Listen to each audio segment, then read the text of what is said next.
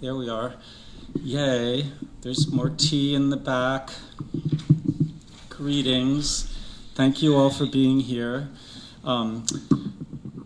Welcome to the third Yukon Puppet Forum of the 2023 semester, Translating Pinocchio for the 21st Century, Puppets and Modern Culture, with Anna Kraczyna, the co-translator with John Hooper of this fascinating new edition of The Adventures of Pinocchio, one of the best known and best loved stories in world literature by Carlo Collodi. And if you haven't done so already, you can purchase a copy of the book right here, right now, at the Barnes & Noble checkout counter, and Anna has graciously agreed to sign copies of the book. The bookstore closes at 8:30. We think we're going to end at around 8:15, so there's a window there if you want to get a copy of the book. This forum is co-sponsored by UConn's Department of English, the Department of Literatures, Cultures, and Languages, and the Italian Literary and Cultural Studies program, and we appreciate their support. We're happy that also that Anna will be speaking tomorrow with students from the Italian Literary and Cultural Studies program before she heads back to New York. My name is John Bell. I'm the director of the Ballard Institute, joined this evening by our manager of collections and operations, Emily Wicks, staring hopefully into the computer. And we are live here at the Ballard Institute and also live streaming on our Facebook Live site. Our talented student museum assistant, Sarah Musave, is at the front desk, and the rest of our team includes Anthony Salido, now on a flight from between New Orleans and Boston or Hartford, our education and exhibitions coordinator, Saul Ramirez, our undergraduate Waring Fellow, and our graduate assistants, Tom Tuk and Rim Bazad. The exits are over here, there, and out the way you came in. The bathrooms are over that way. Please sign this mailing list. Maybe I'll hand this to Lily there. That helps us. If you want to get our mailings, put an asterisk next to your name. This is a very busy fall for us at the Ballard Institute. For example, this Friday at 7 p.m., we will have a performance and discussion about wayang titi, the Indonesian form of shadow theater that's actually super interesting, is based on or connected to Chinese influence. So Chinese influence in Indonesia in shadow theater. What could be more exciting for us puppeteers? It's awesome. That'll be at this Friday. And you can find out more information online. And our next forum will be Wednesday, November 8th, Careers in Puppet Production, with Dana Samborski and Rob Saunders of the pretty new CJS workshop. We have a celebration of Indian performing arts night in connection with Tradition and Revolution in Indian Shadow Theater, which Rahul Kunathara here, graduate student in comparative literature, has put together. Very excited. And we have our next performance is the 18th of November by Pumpernickel Puppets from Worcester, Mass. And Madison Cripps will be here the 12th of December. Winter welcome, December 2nd, Madison, and December 2nd, the winter welcome. And we're doing our last forum, Tony Sarg, Genius at Play, in connection with the Tony Sarg exhibit up now at the Norman Rockwell Museum in Western Mass, to which the Ballard Institute contributed a bunch of puppets. I'm sorry, Anna, you're making you stand there.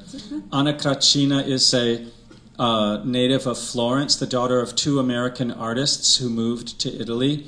The painter and graphic artist Svitlan Nicholas Kraczyna and puppeteer Amy Luckenbach, whose work we were pleased to share with you in the Maurice Sendak exhibition that we had here, and with whom Amy collaborated with in a number of puppet productions. The late Amy Luckenbach, so exciting, her work. Anna earned her degree in Italian literature from the University of Florence and she lectures on Italian language, literature, and culture at American universities and colleges in Florence. As co-author of the new annotated version of The Adventures of Pinocchio, super exciting, which has won praise from a wide range of leading publications, including Times Literary Supplement, Smithsonian Magazine, Atlantic, London Review of Books. She has lectured on the true message, which we'll hear about, of The Adventures of Pinocchio and what it says about Italians at several universities in Italy and in the U.S. And she's on a book tour right now. She's taught at the Florence campuses of Stanford University and Sarah Lawrence College and divides her time among translating, interpreting, and lecturing at American universities in her native city on the language, literature, and society of Italy. Kraczyna and Hooper say Pinocchio is one of those rare fictional characters in whom an entire people seem to be able to make out their reflection, which might explain why almost 150 years the story is still an inspiration to filmmakers and artists of all kinds. So we're very excited that Anna is here to talk about Pinocchio. Welcome, Anna Kraczyna. Thank you.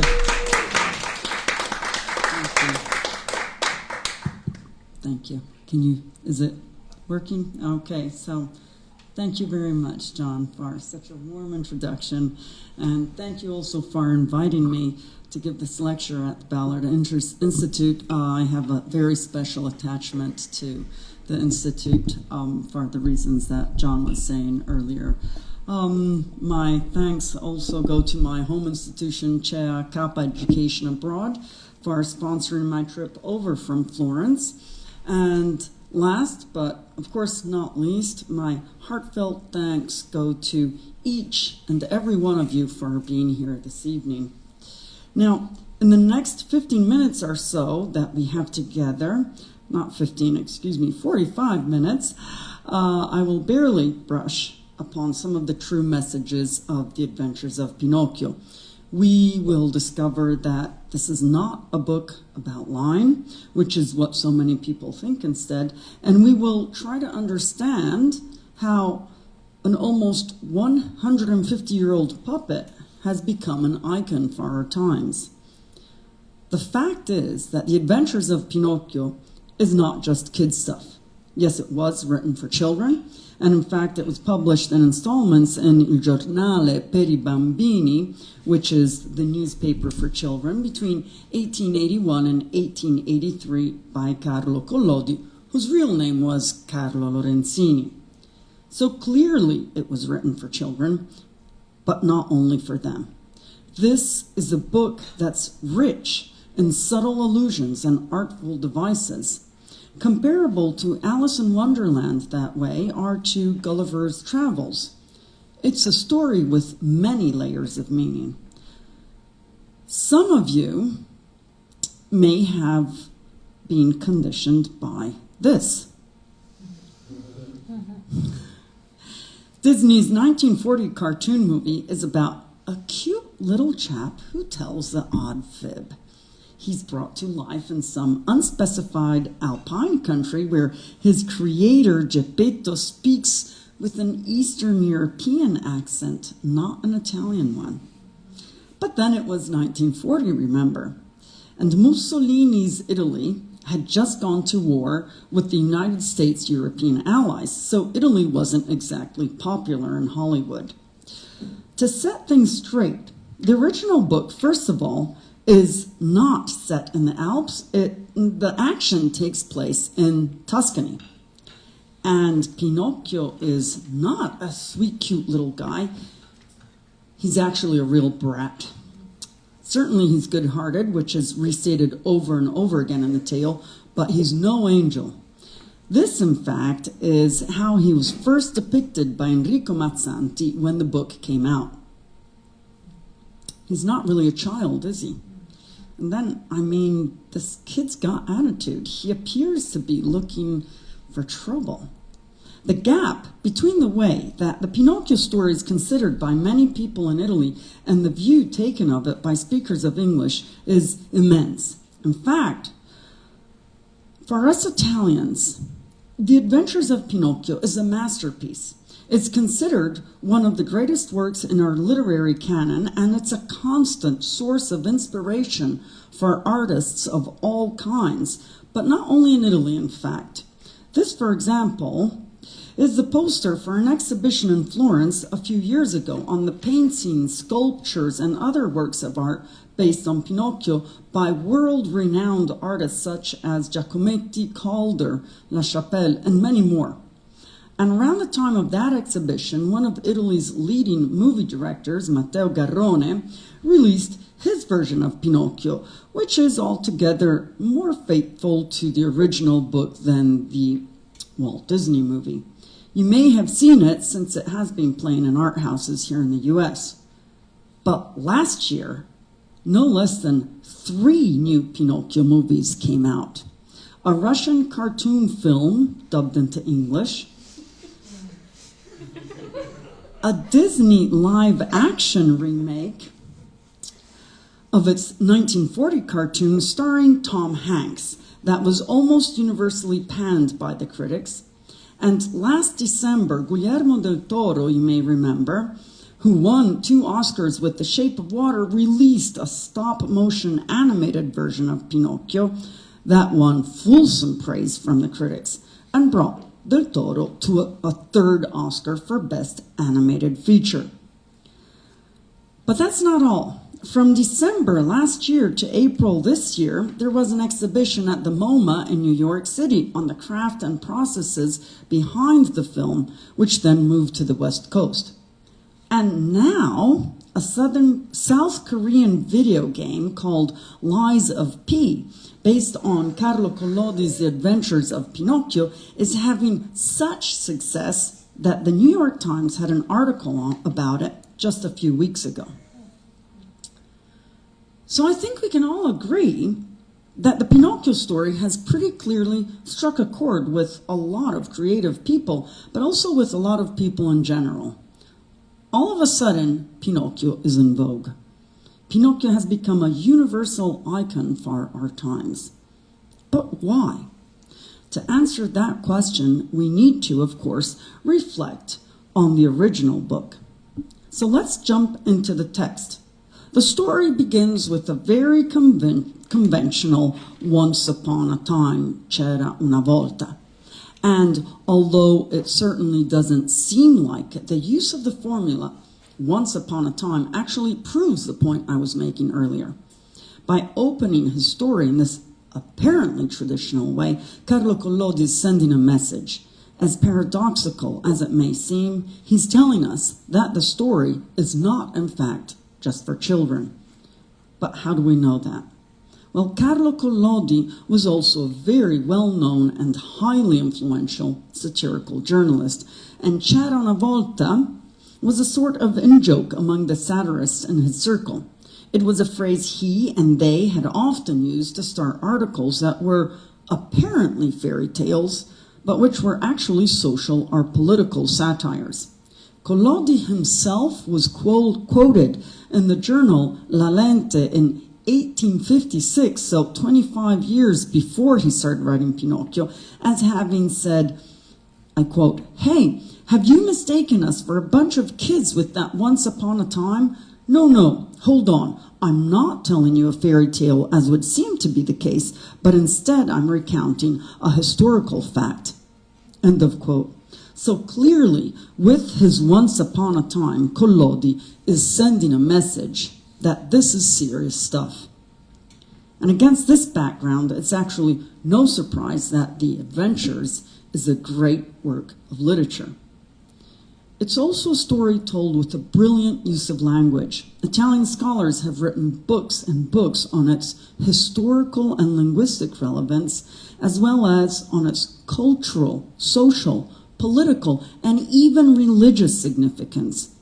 Parallelisms can be drawn with milestones of Italian literature like Dante's Divine Comedy and Manzoni's The Betrothed, as well as with others. And against this background, it's also no surprise that, as all great works of literature, The Adventures of Pinocchio touches on themes that are universal and that are of the essence in every time and place. This book, as we said, on the surface is a children's story, but just below the surface, it offers many layers of meaning. The first one, let's say our first layer, the story reflects many of Italians' enduring national characteristics again and again. It's actually a satire on numerous of our defining traits that are as true today as they were at the time in which Carlo Collodi wrote the story, which makes it a deeply amusing read for anyone interested in Italy and its people, and for Italians too. In fact, we feel a very strong connection to the book. Maybe exactly because it's so revealing of us. To have a look at a few of these characteristics, let's get back to the beginning of our story, but this time for real. The story opens with a Tuscan carpenter, Mr. Cherry, who's astonished to hear a voice coming from inside a lump of wood. He gives a lump of wood to his friend Geppetto, who's a wood carver, and Geppetto brings Pinocchio to life, as we know, but not before the two men have a big falling out. They attack each other. They bite each other. They scratch each other. They rip off each other's wigs.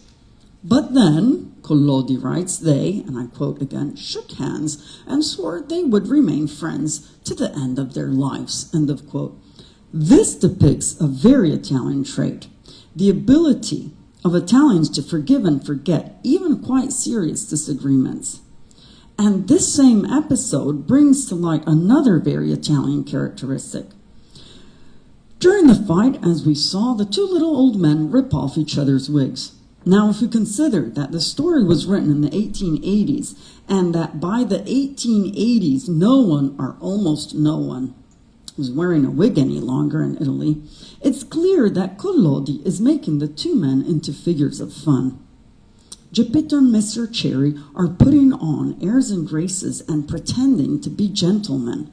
On one hand, that makes them look even more ridiculous, but on the other, it shows the importance of keeping up appearances in all senses of the word, even among the poor.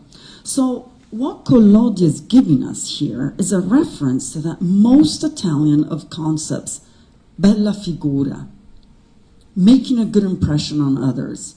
Bella figura, or fear of brutta figura, is constantly present all throughout the book, as it truly is in Italian life. But back to the story, Pinocchio comes to life. And immediately he starts misbehaving. He runs away from home. He gets his father sent to jail. He kills a talking cricket. Instead of going to school, he sells his spelling book to go see a puppet show. And shortly after, he ends up on the wrong side of the fearsome puppeteer.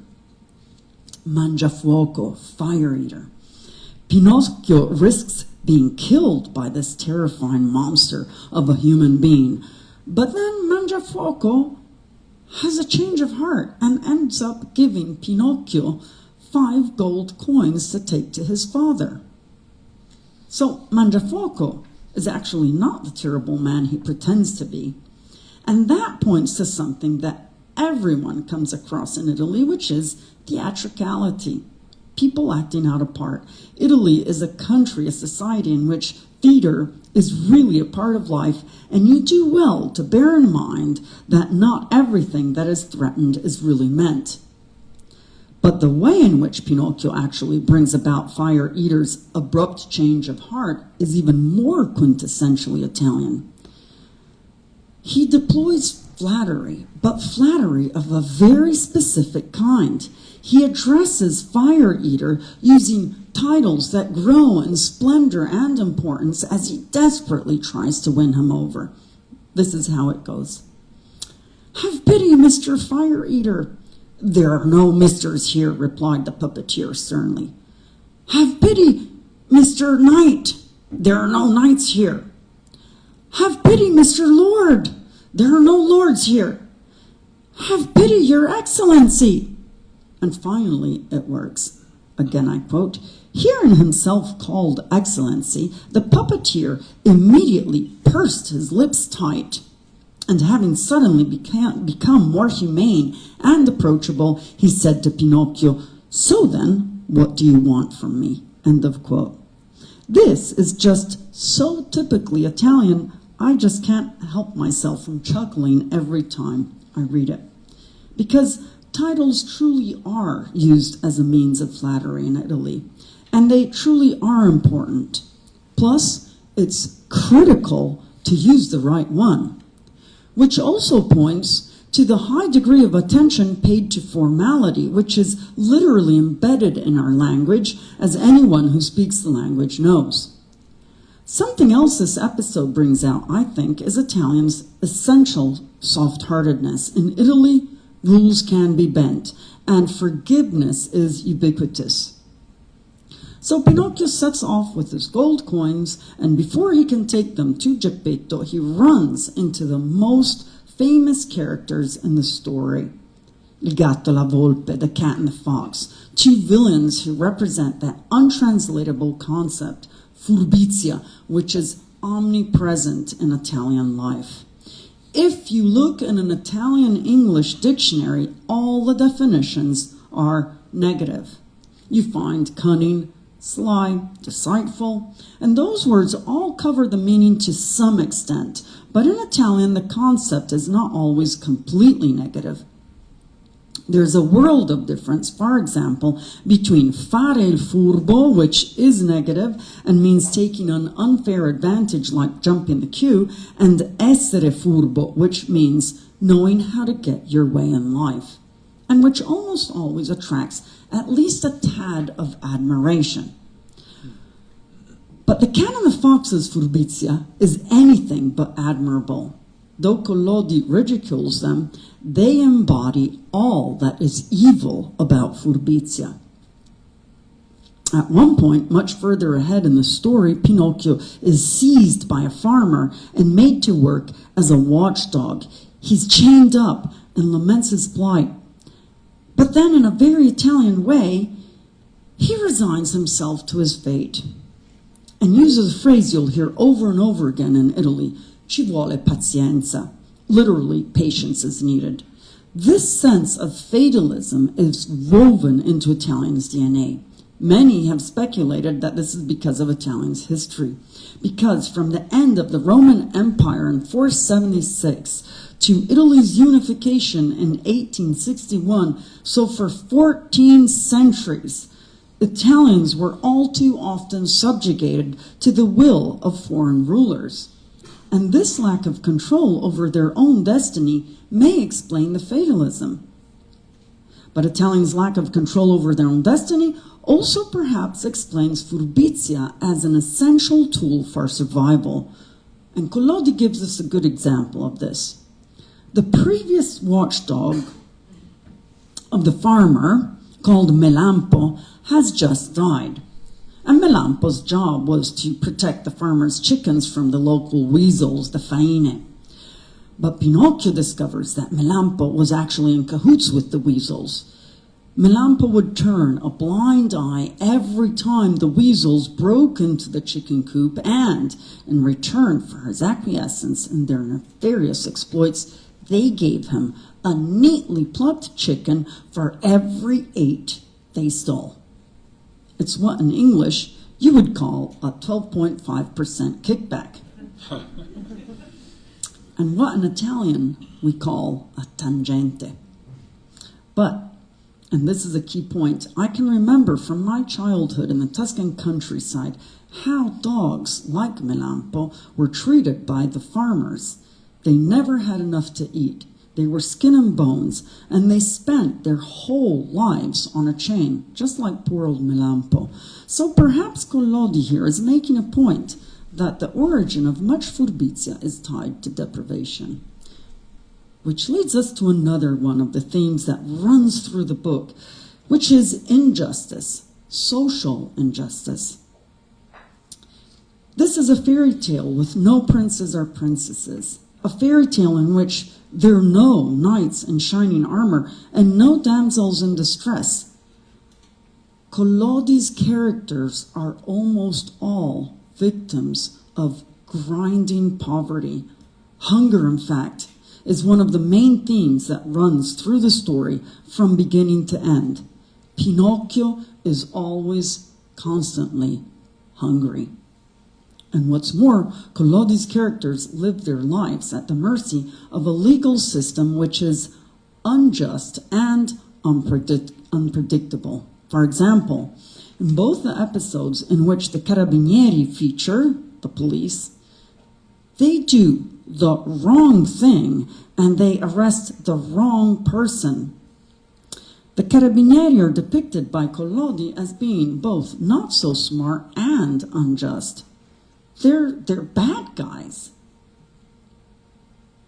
And in what fairy tale in any other country are the police bad guys? This speaks volumes about Italians' enduring cynicism about the forces of law and order and about authority in general. But it gets better. The cat and the fox, as we know, end up managing to steal Pinocchio's money. So Pinocchio goes to court to ask for justice. But what happens? The judge, who, by the way, is an ape, sends Pinocchio to jail instead. And why? As a punishment for being gullible. So here's a story written for children in which the message is don't expect justice from the institutions. And if you're gullible, you're going to pay for it. That's pretty striking, isn't it? So Pinocchio eventually gets out of jail, but only thanks to an amnesty.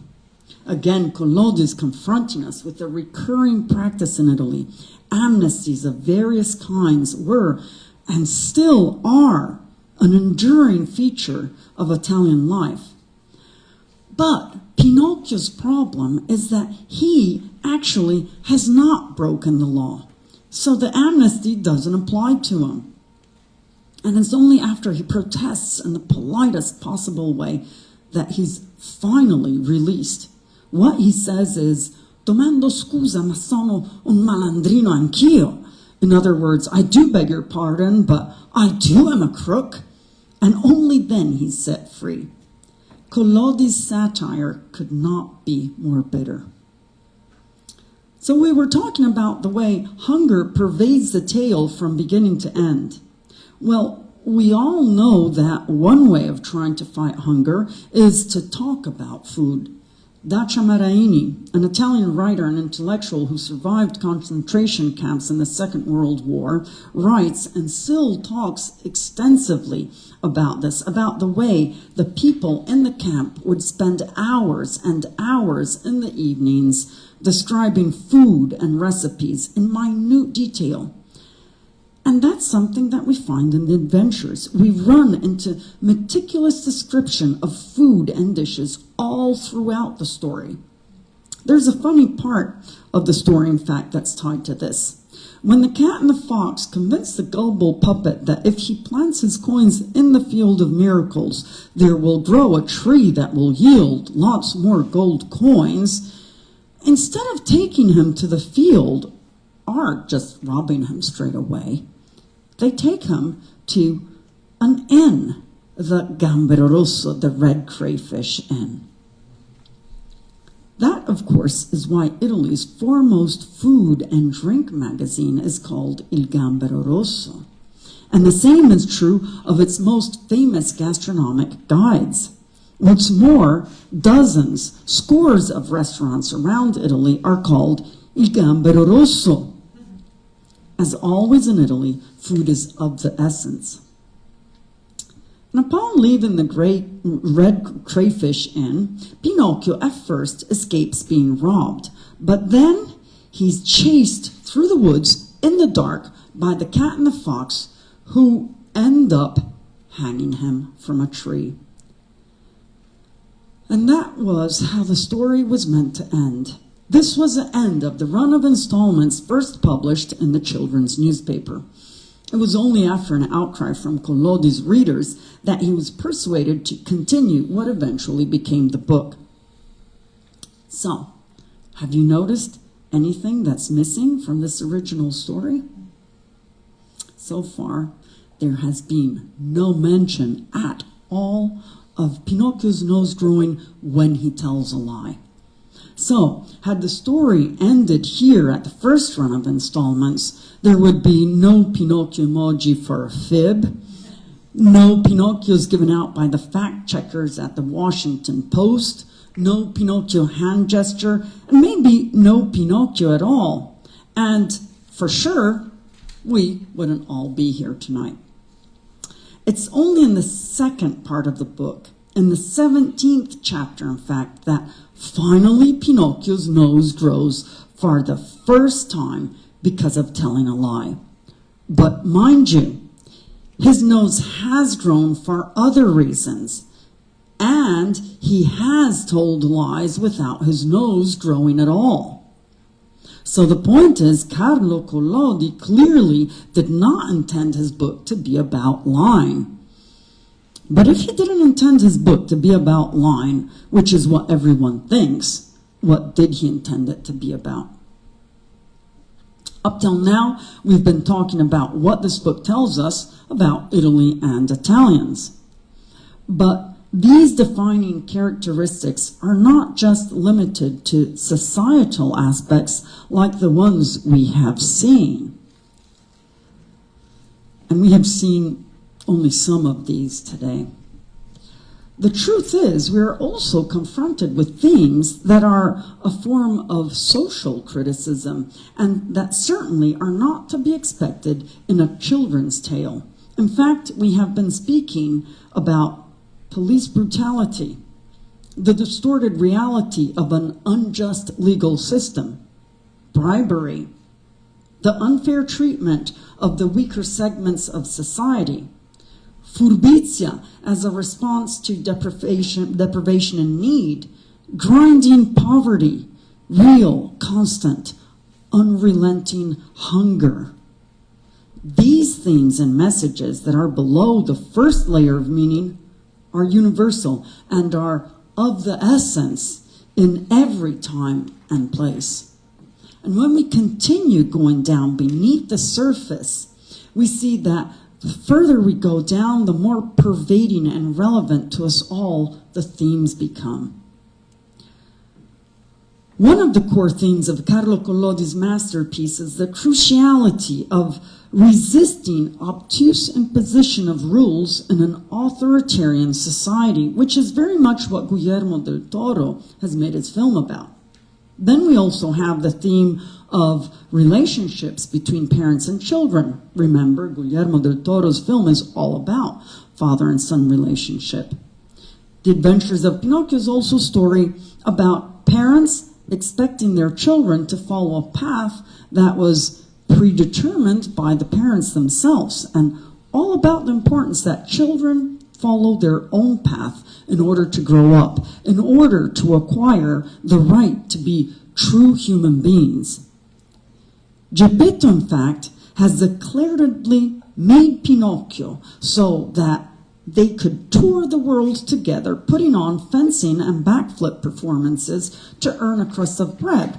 Furthermore, Geppetto has wanted Pinocchio to go to school. But instead, Pinocchio runs away and does his own thing. The adventures, in fact. The puppet is constantly in and out of trouble.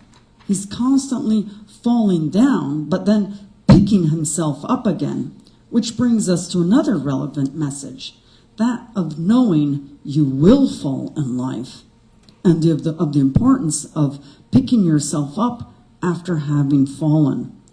Falling is okay, Collodi seems to say, because, and as long as, you can pick yourself up again. And making mistakes is okay too. It's part of being human.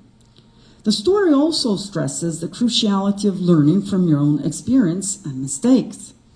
Carlo Collodi was an advocate of learning from direct experience. Mistakes, as we know, are important when they trigger a learning process. And then we get to the importance of education. The whole plot revolves around Pinocchio either going to school or not going to school, which is when he gets into all sorts of trouble. And the biggest trouble of all is waiting for him near the end of the book. Pinocchio's friend Lampwick persuades him to quit school and go with him to a wonderful place where children don't have to study. On the contrary, they spend all day, every day, playing to their heart's content. This is Playland, il paese dei balocchi. And what happens to Pinocchio and Lampwick in Playland sends a clear message against wasting your life. In fact, Playland is a dangerous place. After 5 months there, one fine morning, Pinocchio and Lampwick wake up with donkey ears. Gradually, they turn into real donkeys and they begin to bray. They become unable to talk, which in itself is significant. Just think about it. If you're a donkey, you can't communicate with anyone except other donkeys. This transformation, not the one of the nose growing, is the key point of the adventures of Pinocchio. Now, in Italian, the word for donkey is applied both to those who are worked to the point of exhaustion or indeed death. The phrase is lavorare come un ciuco, and to those who don't do well at school. And what we say is essere un ciuco or essere un asino. Though not necessarily because they're stupid, but because they refuse to study. Collodi's point from the very beginning of the book, from chapter 4, is that by being a donkey at school, you will be exploited or deceived and work like a donkey afterwards. In chapter 4, Pinocchio tells the talking cricket that he doesn't feel a bit like studying, this is Pinocchio's words, because, Pinocchio says he gets lots more fun out of chasing butterflies. And the talking cricket replies, I quote, "Don't you know that by acting that way, you're bound to grow up to be an absolute donkey and everyone will make fun of you," end of quote. No, we'll make a fool of you, end of quote. Very different. In fact, after they have turned into donkeys, Pinocchio and Lampwick are sold off at a local market. Pinocchio literally works as a donkey. First, he's made to work in a circus, where he goes through a series of heartbreaking misadventures. In one episode, he's broken his leg and he's desperately asking for help, but the crowd just laughs at him because all they see and hear is a donkey brain. Then Pinocchio narrowly escapes being killed for his hide. They want to make a drum out of it. And then he works turning the water wheel all day long. Lampwick, though, is worked to death. The fate that, in a less dramatic form, awaited many unskilled laborers in Collodi's day. It's a well-known concept that the less educated people are, the easier it is for politicians to deceive and control them. It's no coincidence that Guillermo del Toro's movie is set in the days of Italy's fascist dictatorship. And this is something that Collodi, in his various journalistic articles, fought passionately for: the right to education for both boys and girls. And the only way to avoid living the life and maybe dying the death of a donkey is to get an education. And that's what Pinocchio finally does. But, and this is a key element, it's not in school that Pinocchio completes his education. He only understands the importance of education when he's literally working like a donkey. And he spends every evening learning to read on an old, used, and half-torn book, and learning to write with a twig dipped in berry juice. Let's remember that Collodi himself had quit school at one point, and his formal education only went as far as the end of high school. He was Collodi, as Pinocchio is, much self-taught. There are many indicators that Pinocchio is actually Collodi's alter ego. So let's not forget, Collodi is not referring only to formal education. This is not a message that is an elitarian one. So the question we had initially asked ourselves, why is Pinocchio suddenly in vogue, can certainly be answered by the fact that the book's messages are still universally compelling. But I believe that there are even further reasons. Analyzing the adventures from our 21st century perspective, we can't ignore themes that are deeply captivating for our times and that may explain why after almost 150 years Pinocchio is still a worldwide inspiration to filmmakers and artists and people of all kinds, and that he has become a universal icon of our times.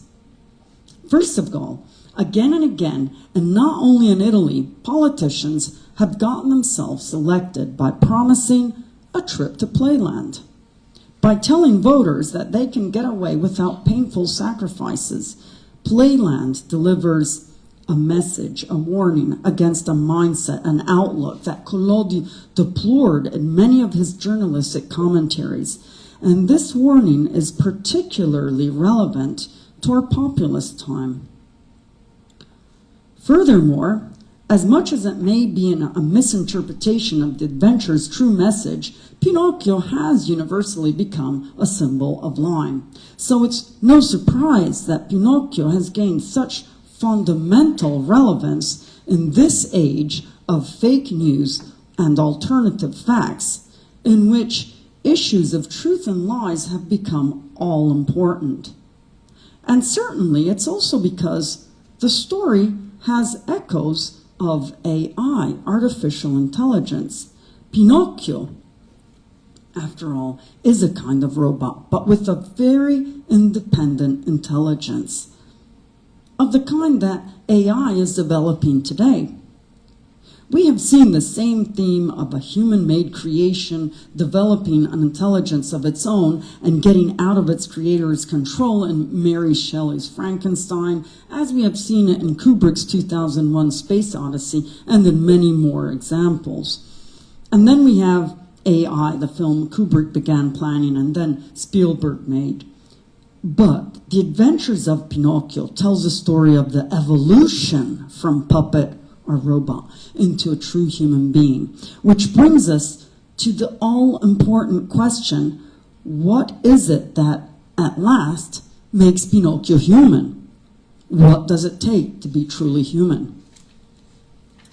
As I've held in an article for the New York Times and in the notes to my translation, yes, education is fundamental to the adventure's fairy tale ending in which Pinocchio ceases to be a puppet and becomes at last a real boy. But, in fact, Pinocchio's miraculous transformation requires a further crucial element.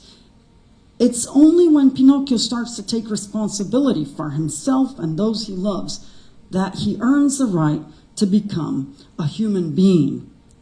So the moral of the story, as we have seen, is not that children should always tell the truth.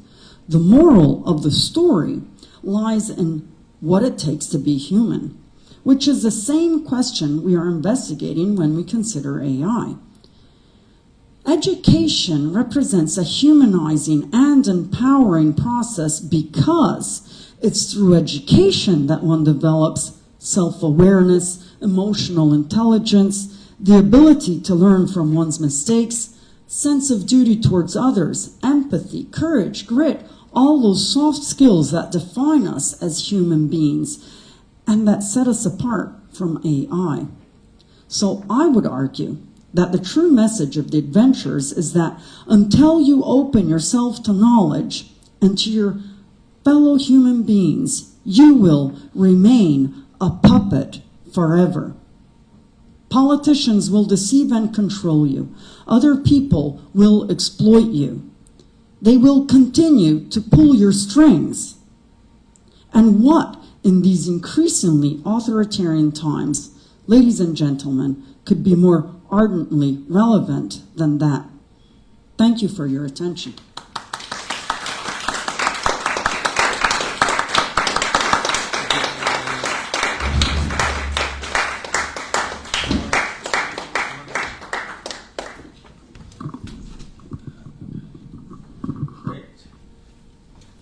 Thank you, Anna. That was so exciting, and I very much appreciated all the amazing illustrations from the various Italian editions of Pinocchio. That's so wonderful to see.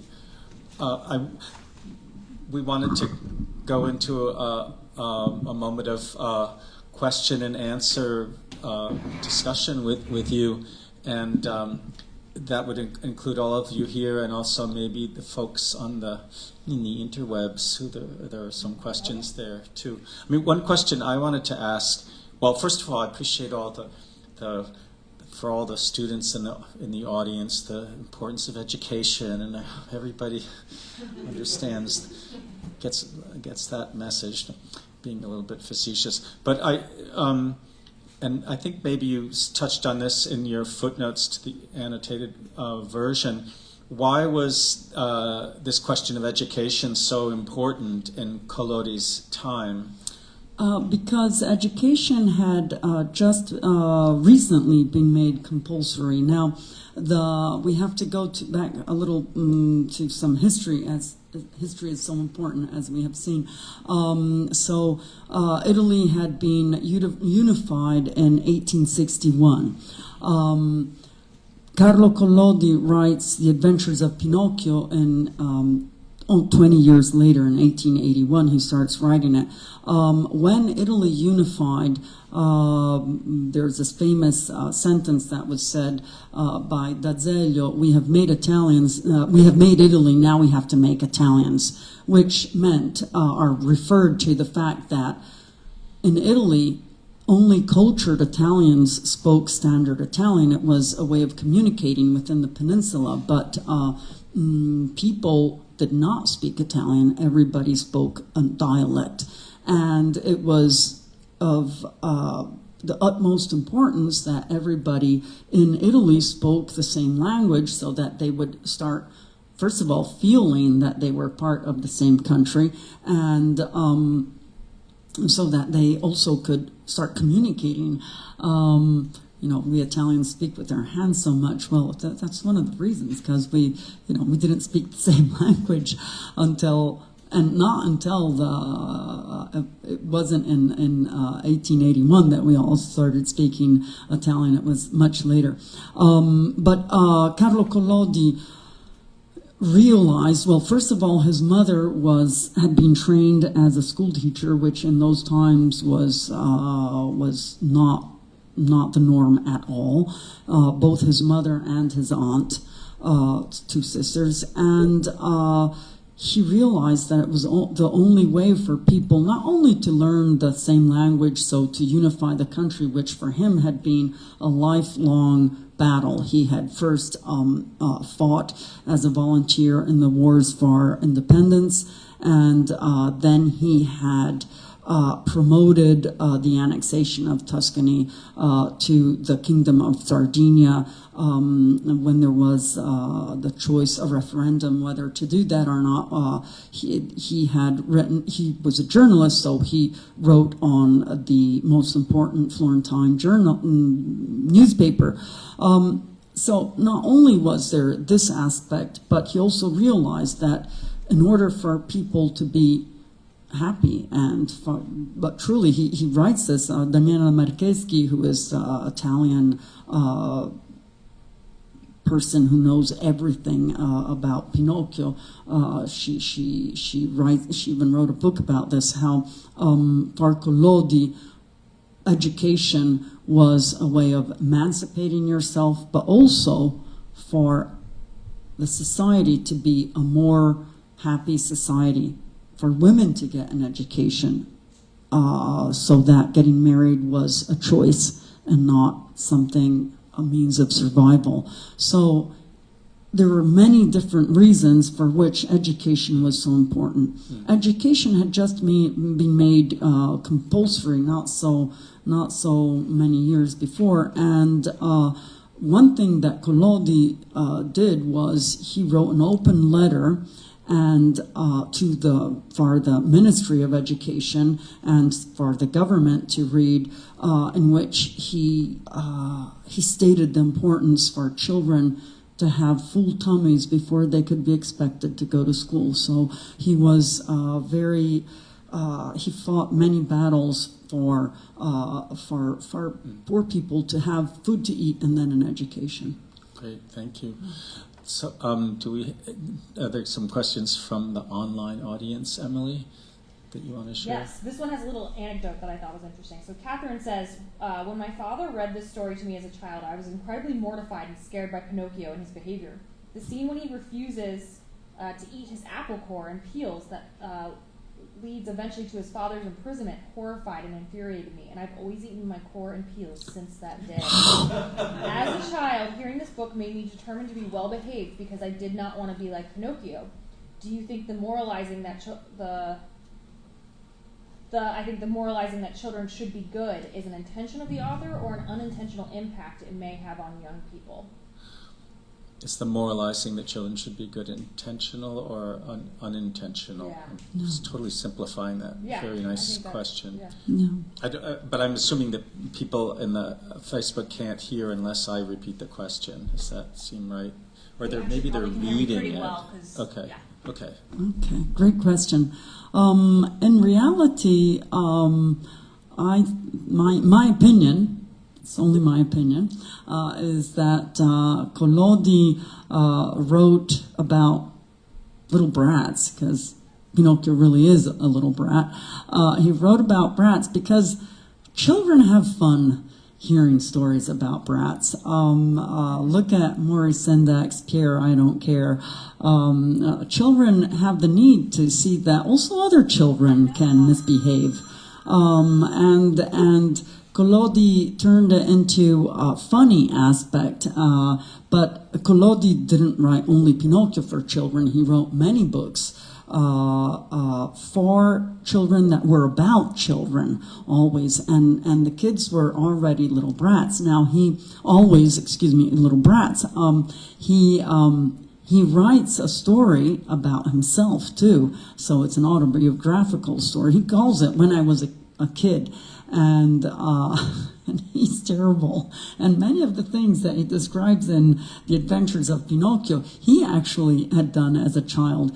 But then he actually says in the short story Quando ero ragazzo, this autobiographical short story, he says, then when I was punished, I realized that I should be a good boy, and when I did turn into a good boy, then I realized that it pays so much more. So I think that he initially wants to captivate attention of children because children like to read about children that misbehave. But then he gives them the moral message once he's captivated their attention, because he does give them a moral message of you should behave.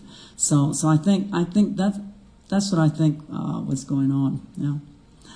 Great. Thank you. Questions? Yes, in the audience. I was wondering how this translation came about, sort of what inspired you. Is it your area of research? Sort of why you felt, or maybe someone commissioned that there needs to be, one translation. I'm sure your poetic voice comes in it, but sort of, were you thinking that there's going to be a movie picture of based on that? Thank you. So the question, I'm sorry, Sure. excuse me, just to repeat it, is why did you come to translate Pinocchio? Thank you. It's a great question. By the way, I always think about Pinocchio, and I eat the peel of fruit as well. So the cores I kind of don't eat, but I guess I'm kind of naughty. I teach Italian language and culture, and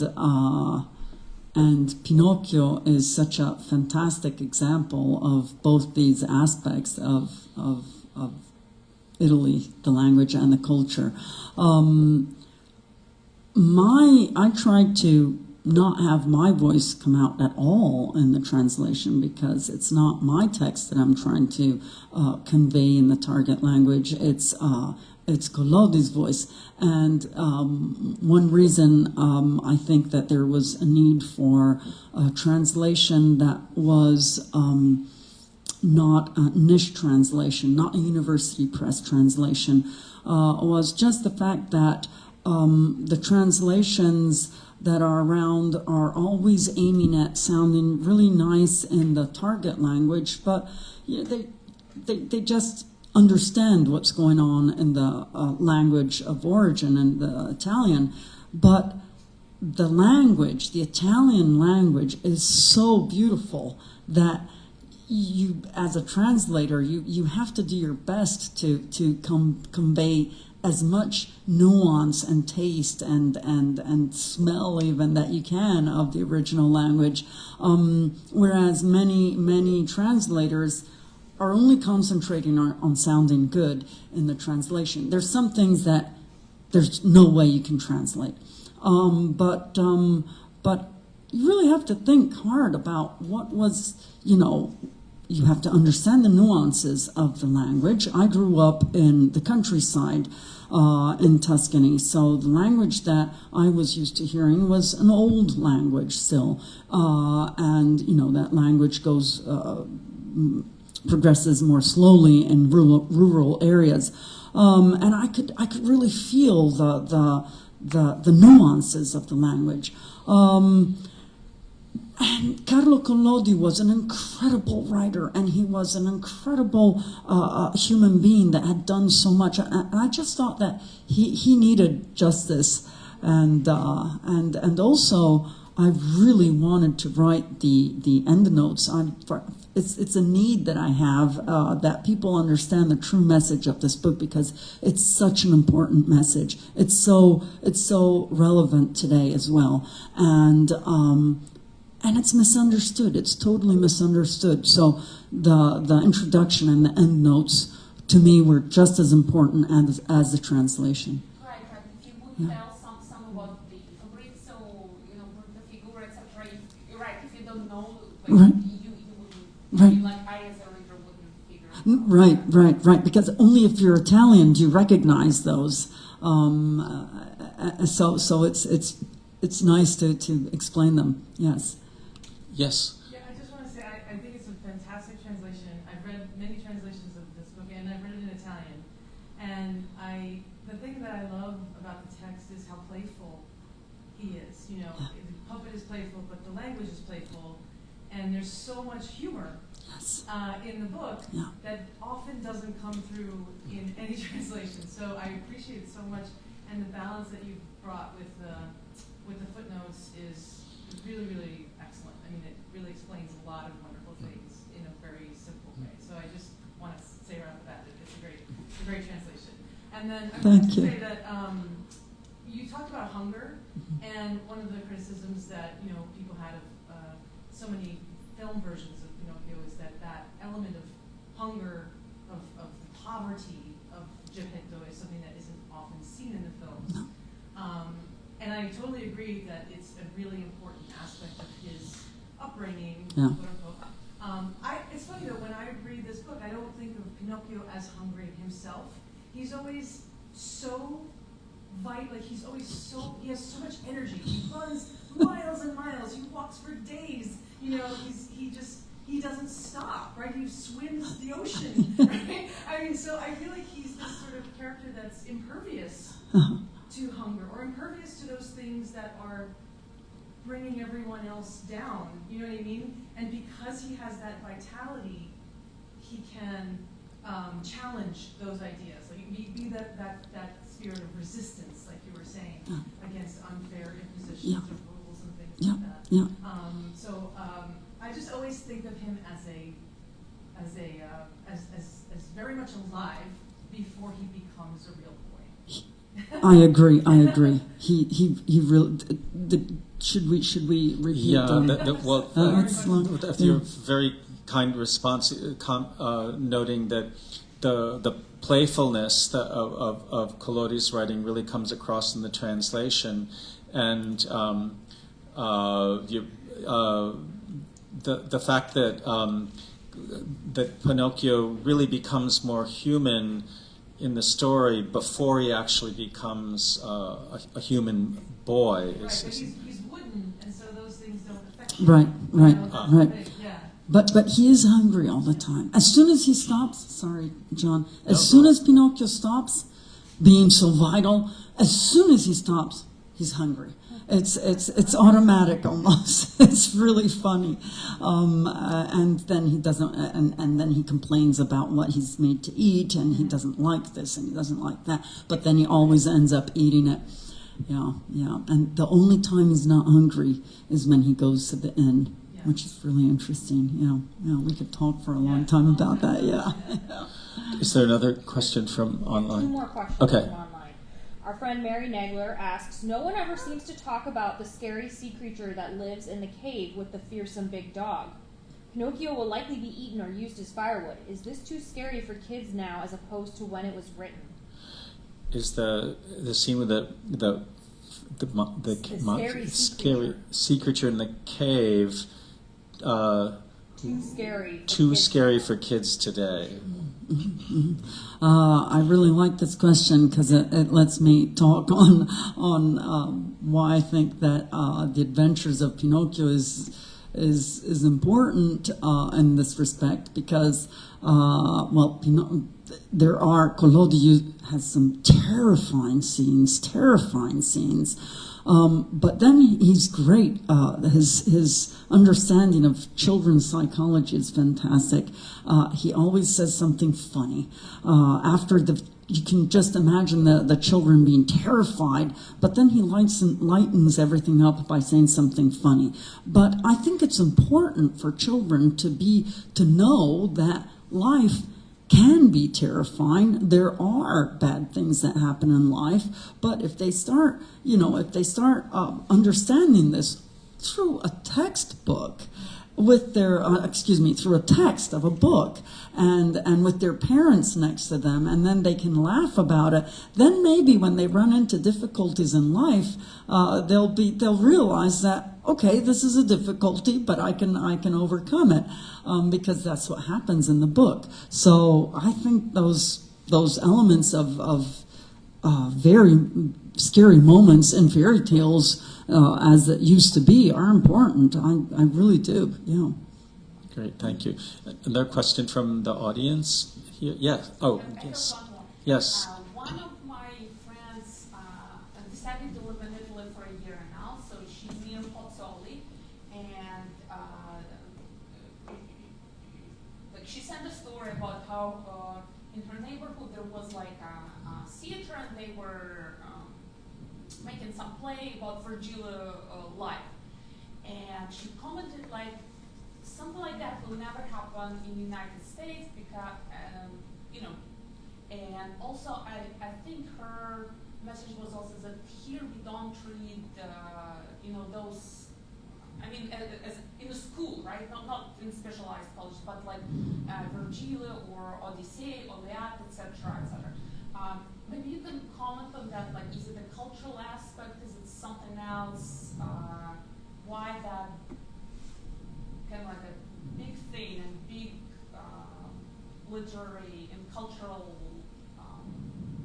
kind of works are not quite represented here? Why it would be such a rare occurrence to see it maybe in a theater, almost impossible to imagine like a school theater doing that? So the interesting comment in question is about a friend who was in Italy and saw a performance or Virgil, the classic works by Virgil being read or performed in Italy, and the friend saying, why is it that such classic works of Virgil or the Odyssey aren't really discussed or performed in the United States? Very interesting question. Why they're not performed in the United States, I don't know. But I can tell you that The Adventures of Pinocchio is not studied well enough in school. Well, it's not studied in school in Italy, and it should be studied in school. And every time I talk about the adventures of Pinocchio to Italian young people who are in the age of high school, they always say, but why don't we study this in school if it's such an important piece of literature for our canon and for the history of our language? And I don't know the answer to that question either, because really it should be studied. It really should. Even if it were only for its importance in the history of language. And then it's a beautiful, the language that Collodi uses is so rich, it's so artful. It's, for me, comparable in some points to Dante's language. I don't know the answer, no, but I agree. She made that comment that indeed we don't, especially if we talk about Iliad and Odyssey, that's that's the whole humankind should study, one of the very first literary works that we actually have, and I don't think we do them justice. Is there another online question? Sure, yeah. From our friend Professor Sumar Sam.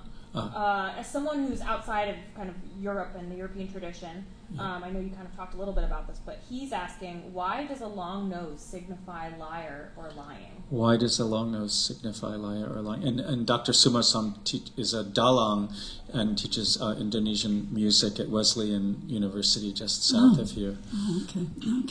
Oh, okay. Because of Pinocchio. Truly, there was so lots of research has been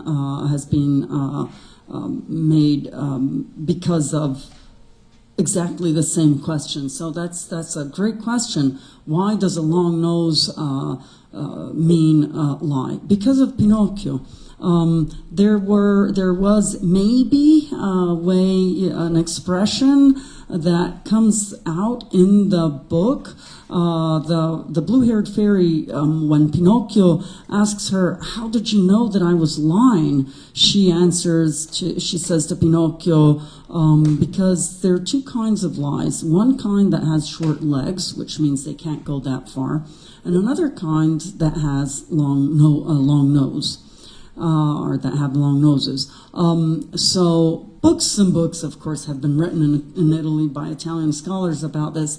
So was this an expression that already existed before Pinocchio?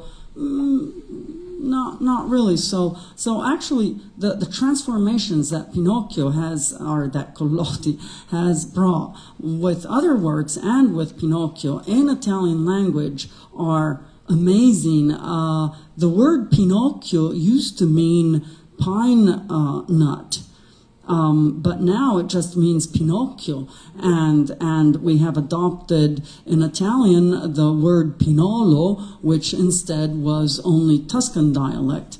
Pinolo for pine nut? Pine nut, for pine nut, yes, thank you.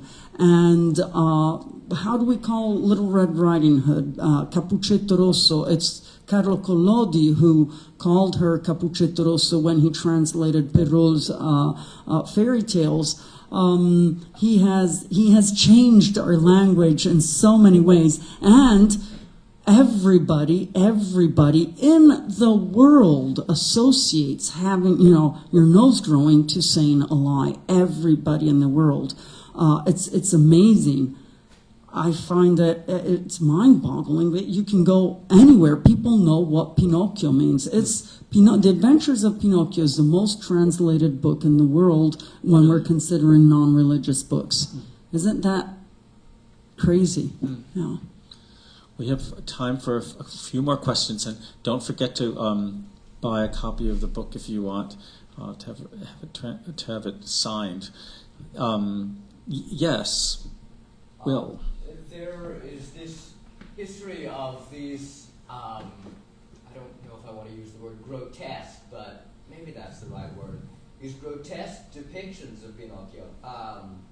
And then there's kind of, and maybe it's around like the Attilio Mosino illustrations, I don't know, there's this kind of change in the way he's depicted, where he's suddenly like, after being this kind of surly, pimply teenager. But the Why? question is that in the beginning, the images of Pinocchio are rather grotesque, but then later the images of Pinocchio are much more benign or something. Preceding the Disney film.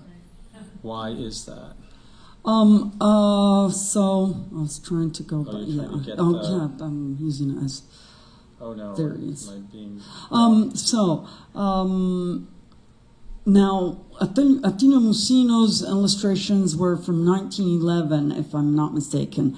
Until then, all the illustrations kind of reproduced that which Carlo Collodi had endorsed, that Pinocchio with that nose like that. And I was looking at illustrations that were made even here in translations that there were in America, and they all really went on that blueprint. Why? Who knows? Attilio Musino spent, I think it was 2 years working on his Pinocchio. And I have to say, Attilio Musino's Pinocchio is the Pinocchio that Italians have in mind when they think about Pinocchio, or at least my generation, but also younger Italians. Even much younger Italians, because my son is 22 and his friends still think of Musino's Pinocchio. So I would say most Italians think about that Pinocchio. Maybe Attilio Musino is the one who started it, but certainly it's nothing like this little boy that Walt Disney shows us, who's a child. He's cheerful and cute, and I mean, he's even wearing a hat that is right. And in fact, children have fun reading about children that get into all sorts of trouble. He's no fun. I agree. But it's Disney, right? He doesn't look hungry either. He does not look hungry. Hideously well fed. We would say paffutello in Italian. Oh, sorry, I didn't mean to interrupt you. No, you didn't. Other questions from the interwebs? From Paul, we have, when was Pinocchio translated into actual puppet theater? When was Pinocchio actually translated into actual puppet theater? Oh, I'm sorry, I don't know the answer to that question, but Pinocchio is, now this is interesting, he's called a puppet, Storia di un burattino, while instead he's a marionette, we all know. And I did quite a bit of research on this when I was translating. And in those times, people didn't really differentiate burattino from marionetta, so puppet from marionette, which I didn't know, even being the daughter of a puppeteer. And when Pinocchio goes to see the puppet theater, they're still marionettes, those are. And I've lost my train of thought. That's what I was going to say. Carlo Collodi was an expert on theater. He wrote about theater. He was a very important theater critic, and he wrote his own plays. And scholars who know a lot about theater have actually analyzed the way in which The Adventures of Pinocchio is very much written like a theater piece. I don't know that much about theater, so I couldn't say, but that is something that scholars say over and over again about Pinocchio. Are there puppet shows of Pinocchio that you know of in Italy? I feel like I haven't seen an actual puppet show about Pinocchio in the States. But yeah, also in Italy, not very many, and I find it surprising because he is a burattino. But so he is called, the book is called Storia di un burattino, The Adventures of Pinocchio, Story of a Puppet. I find it quite astonishing. He's one of Italy's best known characters. Or I would say the Italian best-known character in the world, for sure. Everybody knows he's supposed to be a puppet, and yet very few puppet shows are made of Pinocchio, from what I have been able to tell. I guess we can share that we have one in our collection. Rufus and Margot Rose made a puppet show in the late 1930s of Pinocchio, and then I think made it for television in the 1950s, 60s of the Blue Fairy. So they have several Pinocchio puppets, one of which whose nose will grow with a string. It's amazingly beautiful. Are they puppets? They're Marionettes. Marionettes. Yeah. Okay. Okay. And there's one sort of kid life-size puppet of Pinocchio that Rufus and Margot's son has, but the story is when they performed it, and their son was a little boy, he would come on stage as Pinocchio, as the human Pinocchio. Sure. So, I mean, I think that's beautiful. Maybe a challenge too, because you're dealing with Pinocchio becoming a human, and etc. Yes, Ken. You spent a lot of time explaining the themes and the complexity of the story.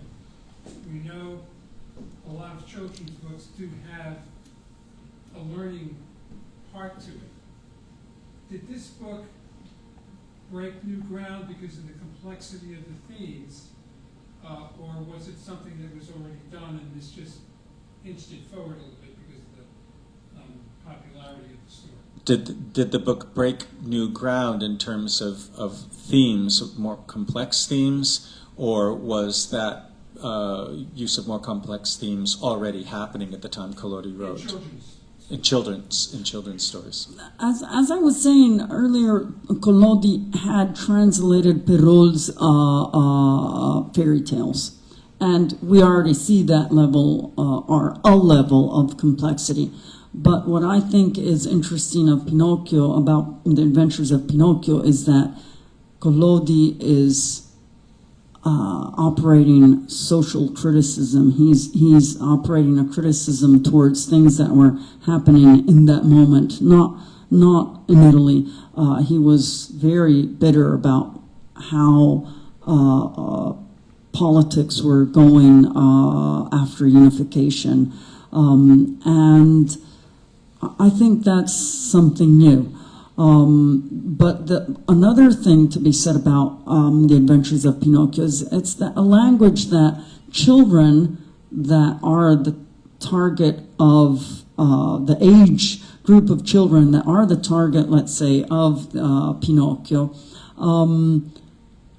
can't really read the story because it's too complex, it's too difficult. So, and I have an idea, but this is my opinion. Everything else I told you about this evening are things that are documented through all of Collodi's journalistic writings, etc. My opinion is that Collodi purposely wrote this in a difficult language so that, or not difficult, it's not difficult, it's complex, in a complex language so that adults would read it as well. So he would be sending those messages subliminally to children and to adults a little less subliminally. That's what I think. Great. I think we have maybe room for one more question or so. But if anyone wants to buy a book, right, I would go now and purchase your books right now, because the bookstore is closing in a few minutes. Thank you. Okay. Any questions from the audience? Thoughtful puppeteers in the audience, thoughtful scholars, people. I do have an answer to the question about why Virgil is not performed. First thing that's cut in Board of Education budgets usually is music and the arts. That's part of it. The second part is if they're going to do something like that, it's going to be a jukebox musical or something like that, because that's going to get people to come. Yeah, right. So my question was sort of bigger in a sense, not why. And that's generally. Why don't we appreciate something that's not necessarily for profit, or? Because if you've been following the political aspects of what's going on in this country right now, and the wokeness and everything else, if it's something that's a little bit controversial or too deep, people don't want to listen to it. discussion about contemporary politics in relation to Virgil and classic work. So, okay, good. I covered Board of Education meetings, it took 5-6 hours. Good. Well, thank you. I appreciate this. My friend Peter Schumann, a puppet director, lived in New York City in the 60s with his kids, and for a while they moved back to Russia, where his wife was from, and they took the kids to school. And he said, "Oh, in New York, my kids, American education, they were learning about little dogs and cats, and in Russia they were reading Pushkin and Tolstoy. That's education, you know." I mean, your thing made me think about that.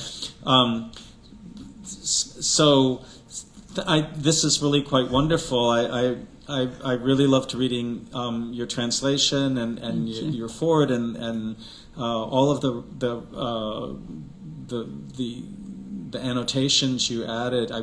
And even more today. So exciting to read this and to understand more deeply what this is like. Do you have any final thoughts that we could go away with and treasure? Just that No I pressure. think the it's important to think about this message. What is it that makes us human? And it's really true that if you don't get an education, but I'm not talking about formal education, if you don't apply yourself to try to understand things, you won't understand what's going on around you, and you won't have hope. You won't. So, what makes us human? And we have to stay human. I really think that's an important message. I really appreciate that. Thank you so much, Anna. Thank you so much for being here. Thank you guys, everybody.